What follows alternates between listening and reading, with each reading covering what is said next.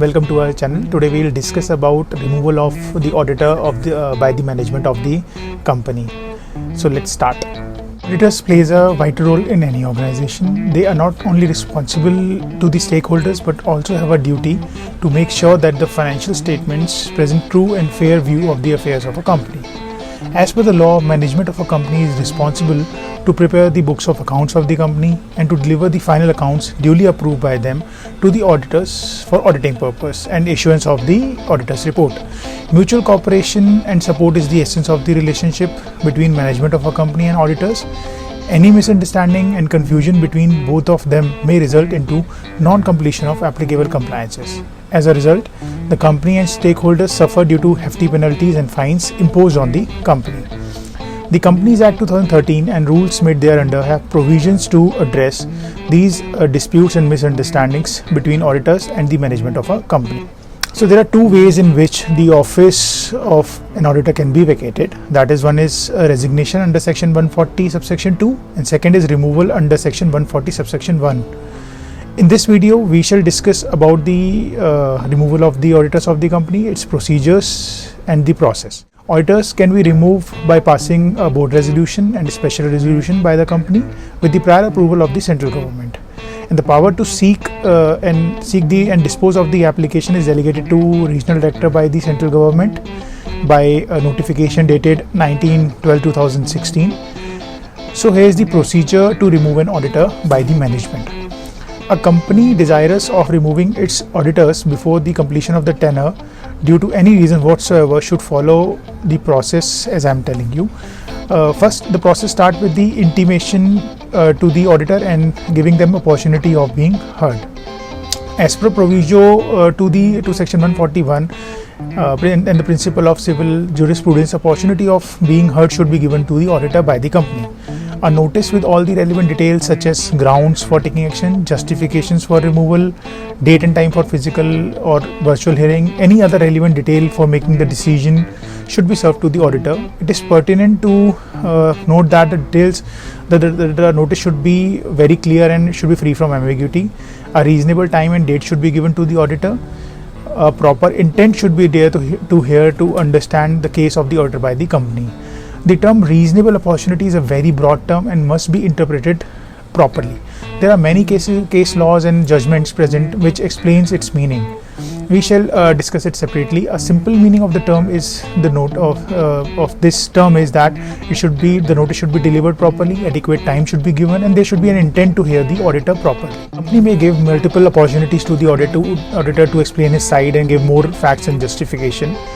Second step is board meeting to be convened and making application to RD.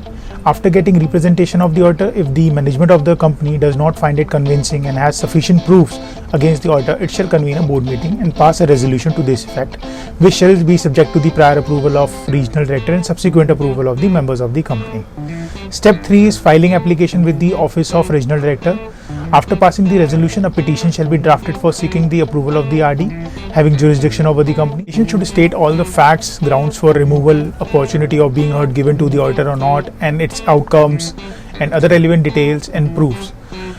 This petition along with all the relevant annexures shall be attached with Form ADT2. The Form ADT2 shall be filed electronically on the website of Ministry of Corporate Affairs, that is www.mca.gov.in.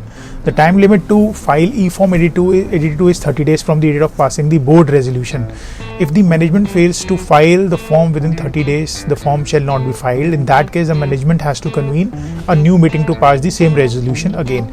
So the time is very important. No e-form RD1 is required to be filed as per Rule 7 of the Company's Audit and Auditor Rule 2014.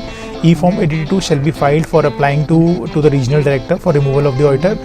And it may be you may note that on the web there are various articles where it is mentioned that Form 82 is filed as an attachment to e-form RD1, which shall be filed for seeking approval of regional director. However, this is not the case. E-form 82 is an independent form like other e-forms, and it is filed independently as per Company's Registration Offices and Fees Rules 2014. Fee of rupees 10,000 is payable on this form, and please remember that it is filed independently and there is no need to attach this form with RD1. Filing of ADT1 is mandatory and please make sure that ADT 1 was filed during the appointment of the auditor for whom you are filing ADT 2, and as SRN of ADT 1 is mentioned in form ADT 2. So the step 4 is processing of application by the regional director. After filing the petition, e-form ADT 2 shall be processed in the office of regional director. The office of regional director shall fix a date for physical hearing and issue a notice to this effect to all the parties. The parties to the petition should be present in the hearing. The meeting shall be adjourned if any party is absent or fails to attend the hearing. The basic principle of natural justice, that is audi alteram partem, is followed. No party should be condemned unheard is strictly followed here.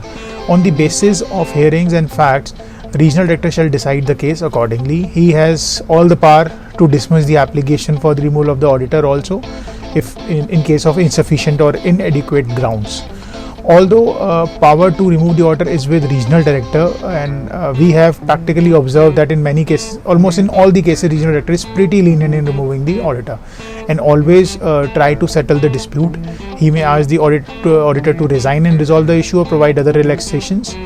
Proper representation and professional are required to obtain these reliefs. Thus, it's very difficult for a management to get relief from regional director if the management is seeking only removal of auditor, because the view is very lenient of RD. Step 5 is disposal of application by regional director. In case regional director dismisses the application of the company, the management can approach obviously the higher courts, NCLTs as may be required. And in case of approval of the application by regional director for removal of the auditor, as per Rule 7, Sub-Rule 3 of the Company's Audit and Auditors Rule 2014, the company shall hold a general meeting within 60 days from the date of receipt of approval from the regional director for passing the special resolution. A board meeting obviously shall be convened to take note of the order of regional director and convening a general meeting to pass the special resolution for removal of auditor.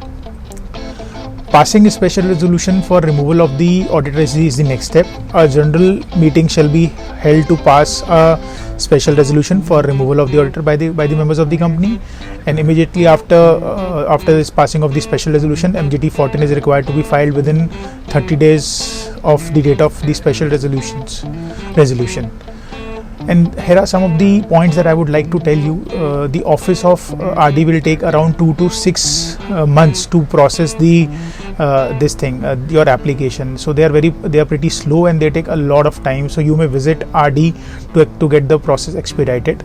And opportunity of hearing is given to both the parties, and RD will hear the cases of both the parties, and then he'll take the action accordingly. And grounds of removal that you will mention in the petition should be proper, and you should have sufficient proof if you really want to get some relief from RD. So here are some case laws related to it. First is regarding grounds for removal should be proper and should be justified. In case of MS Kabli versus Union of India, RD rejected all the grounds raised by the petitioner but accorded approval under section 224 subsection 7 of the Companies Act 1956 for removal of the auditor. And accepting the submission of the petitioner that it has lost confidence in the auditor. However, this petition was rejected by the higher court, and it was clearly stated that it cannot be, that the auditor cannot be removed only based on this ground that the petitioner has lost the confidence.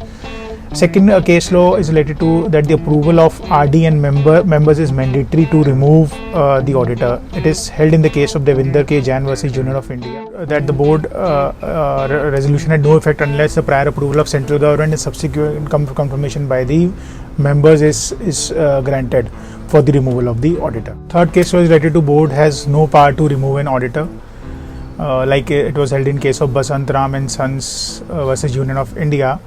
So in this case, it was held that there was no statutory bar on prior meeting being held wherein the shareholders or the members approve the resolution for making the application to seek the previous consent of the regional director, that is central government. It was also held that the board of directors were not authorized to remove the statutory auditors prior to expiry of the term.